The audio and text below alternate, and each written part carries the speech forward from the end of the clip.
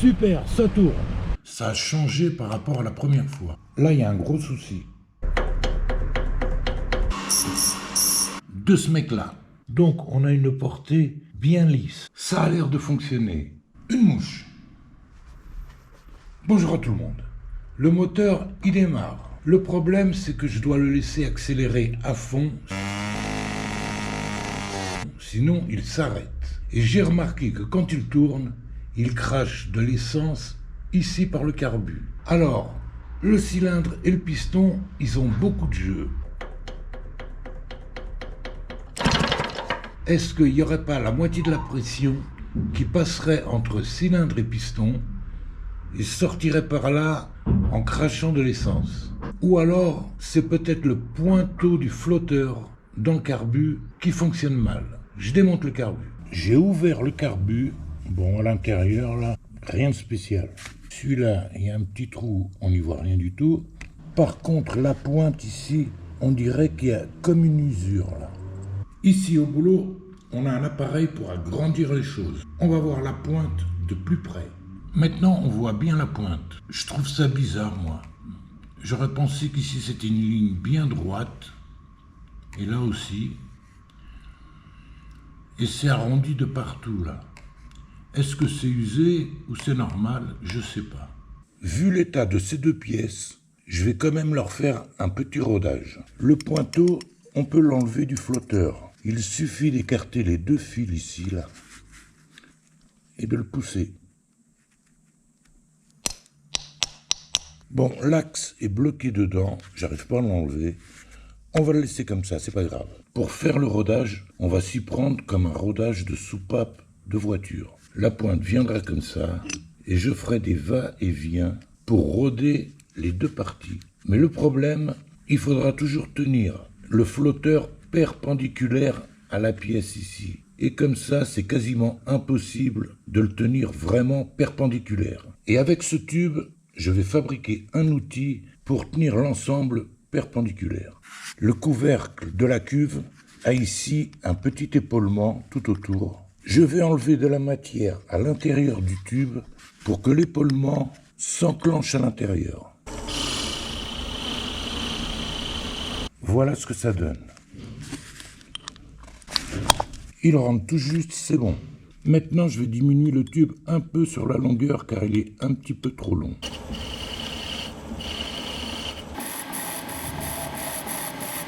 C'est bon, c'est fait.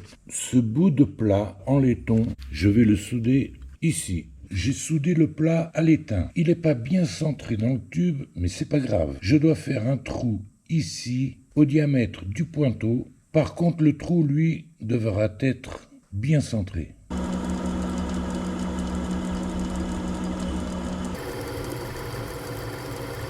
Je fais le trou. Le flotteur vient comme ça. Et la pièce du carbu vient comme ça. Et donc, ici, je dois faire des va-et-vient sur le flotteur. Et pour ça, je vais faire des petites fenêtres ici, de chaque côté, pour passer mes doigts.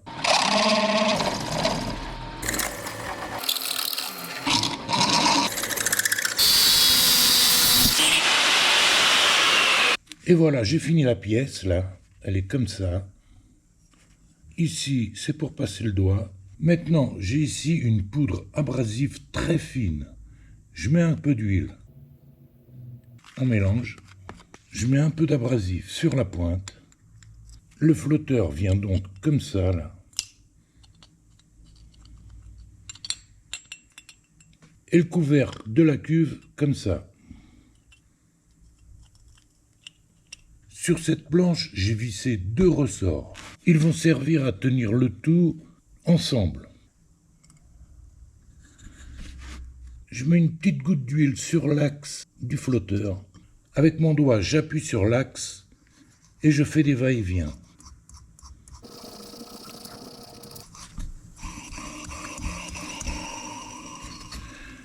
Je vais mettre un bout de bois parce que le doigt il chauffe.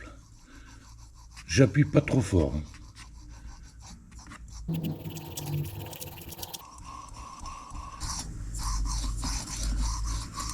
Ça fait 15 minutes.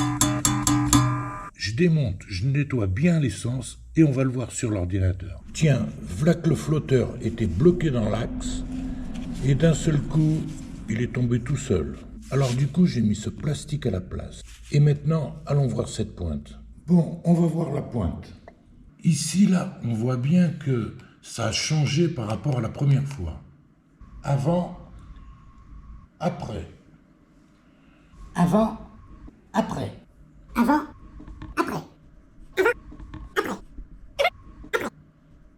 Je vais continuer encore un peu.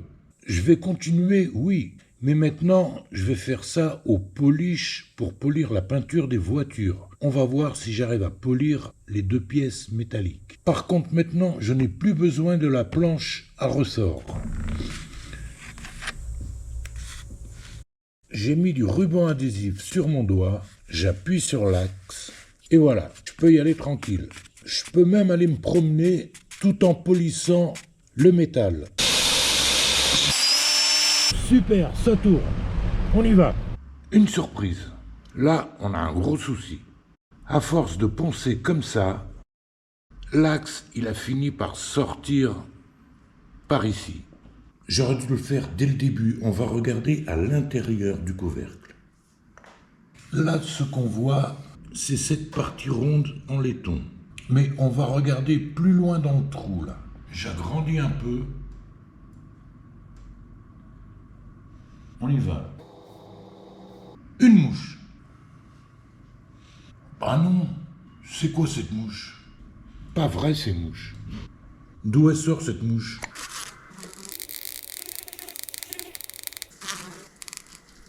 C'est ça, nous, qui nous intéresse.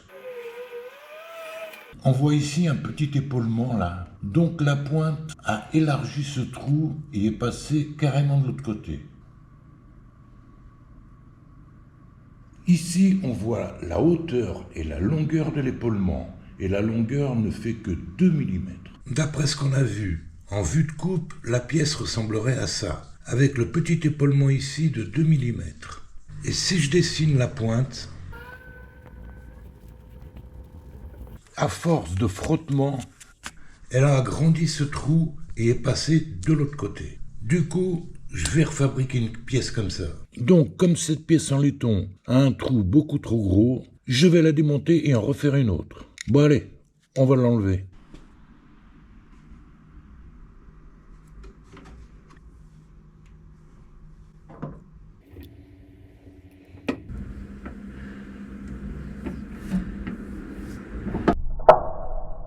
Et voilà la pièce qu'on va refaire. Bon, on a un diamètre de 5 mm. Elle a moins d'1 cm, mais je vais la faire à 1 cm de long. On va essayer de faire ça comme ça.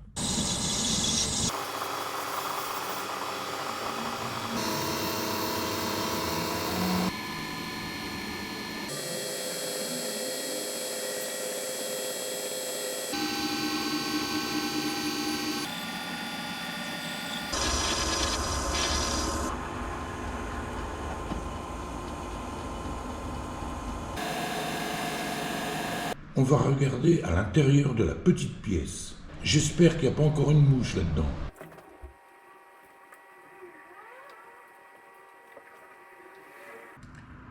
Cette partie qu'on voit ici, c'est l'empreinte du forêt. Je vais incliner un peu la pièce. Maintenant, on voit beaucoup mieux l'empreinte du forêt. L'ancienne pièce, on a vu qu'elle avait 5 mm de diamètre. Et la nouvelle pièce, je lui ai rajouté 1 centième, car l'ancienne pièce est sortie très facilement. Et je voudrais que celle-ci rentre un peu plus dure là-dedans. Donc, j'ai rajouté 1 centième, mais en fin de compte, on a 2 centièmes 8. Ça fait quand même pas mal. Mais allons-y quand même, je vais l'enfiler là-dedans. Comme on l'a vu, la pièce a presque 3 centièmes de plus. Si le couvercle, il explose, on verra pas la vidéo.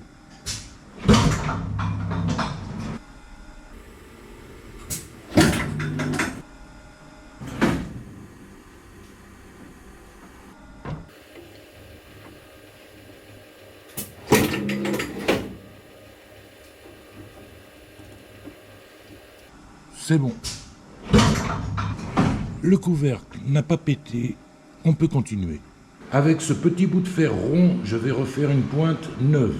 On a ici une machine qui va nous rendre ce service. J'ai réglé l'angle de la machine au même angle que le forêt de perçage de la pièce en laiton. On a ici 30 degrés. Je mets la tige dans la machine.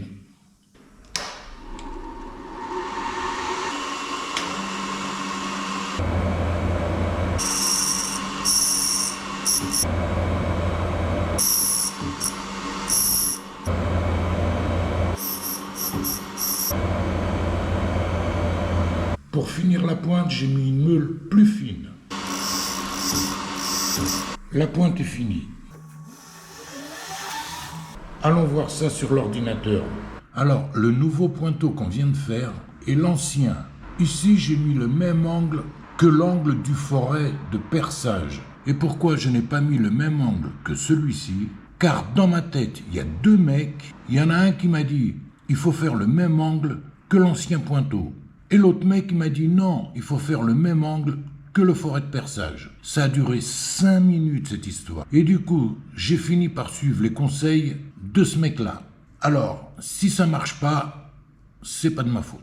Maintenant, pour ajuster ces deux pièces ensemble, je vais leur faire un petit rodage très rapide pendant 30 secondes avec du polish de peinture de voiture. Voilà ce que ça donne après le rodage. On voit pas très bien. Mais de là à là, il y a une différence entre là et là. Ici, c'est la partie rodée. Avant. Après. Avant. Après. Maintenant, on va regarder le rodage à l'intérieur de la pièce en laiton. Ici, on voit l'empreinte du forêt et ici, on voit l'empreinte du pointeau après le rodage. Quand la pièce est inclinée, on voit bien l'empreinte du forêt et l'empreinte du pointeau après le rodage. Avant. Après. Avec ces vues de coupe, on va se rendre mieux compte de la chose. La pièce en laiton, le petit trou, j'ai fait un diamètre de 1,4 mm et le gros trou, un diamètre de 3 mm.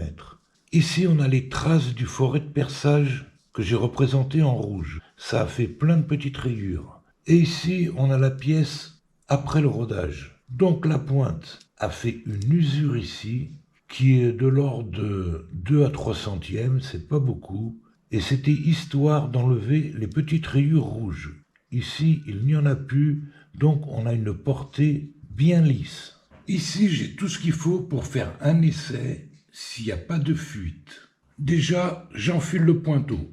Ce verre va nous servir à remplacer la cuve du carburateur. Comme ça, on va voir à l'intérieur ce qui se passe.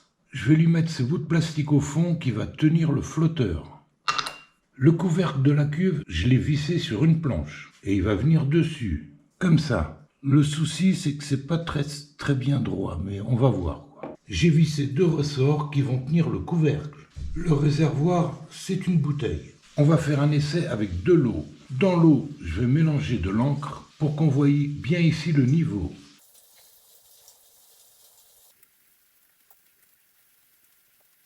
On y va.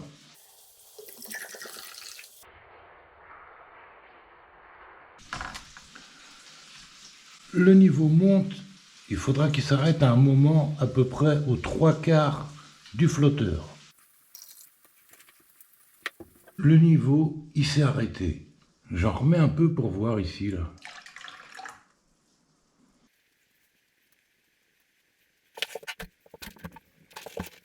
Ça a l'air de fonctionner. Maintenant, on va voir ce que ça va donner sur la bécane. Mais ce sera pour la prochaine fois. Maintenant, je vous dis merci à tout le monde et à bientôt pour la suite.